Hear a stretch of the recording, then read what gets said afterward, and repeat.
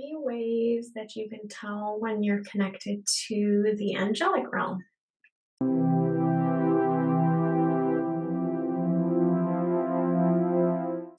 So the first one is that you feel a very calm, peaceful state. Like that is how you feel. And when you're connected to the angelic realm, there is no time. Time does not exist.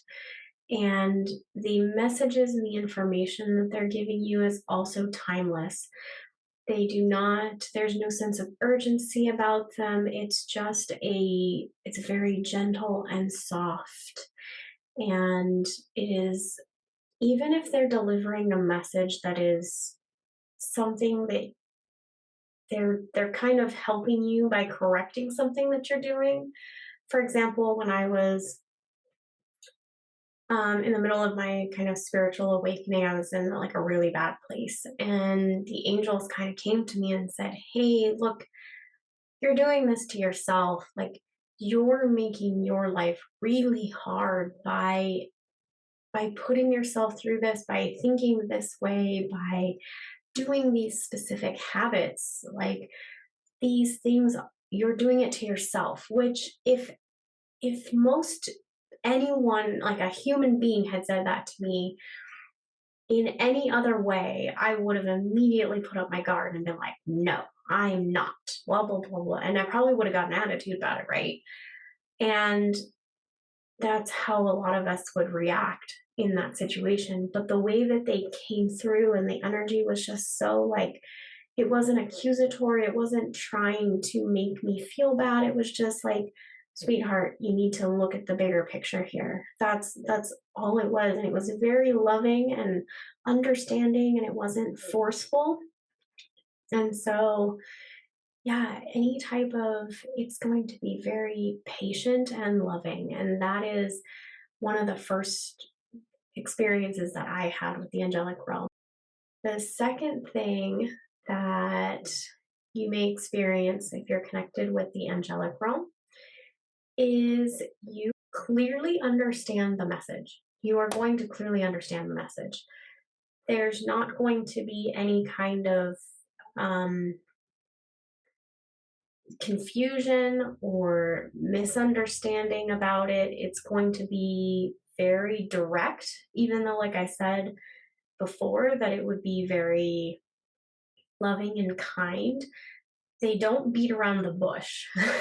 They're going to very clearly say to you what it is that's not working, right? If they're trying to guide you through something, or if they're trying to be supportive, they're going to be very direct in their energetic state, as well as the message that they're relaying, and you're going to be very clear about what it is that they're relaying to you.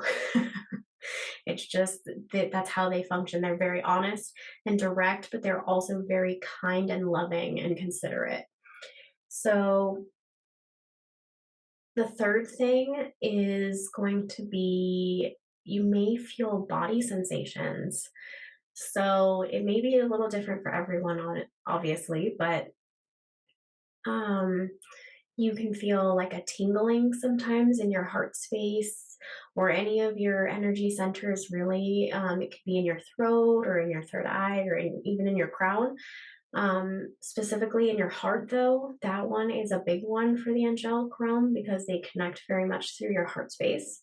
Another sensation you may feel is like a very warm sensation. I know typically people say that, like, when you're connected to spirit, people get cold. In my experience, connecting with the angelic realm, I feel very warm and comfortable and cozy, and it is delightful. You can also experience extreme amounts of joy when you're really connected into the angelic realm. And lastly, tearing up or wanting to cry. um, this is actually a result of their energy coming through you, and the energy sometimes is very overwhelming for our personal body, for our for our nervous system.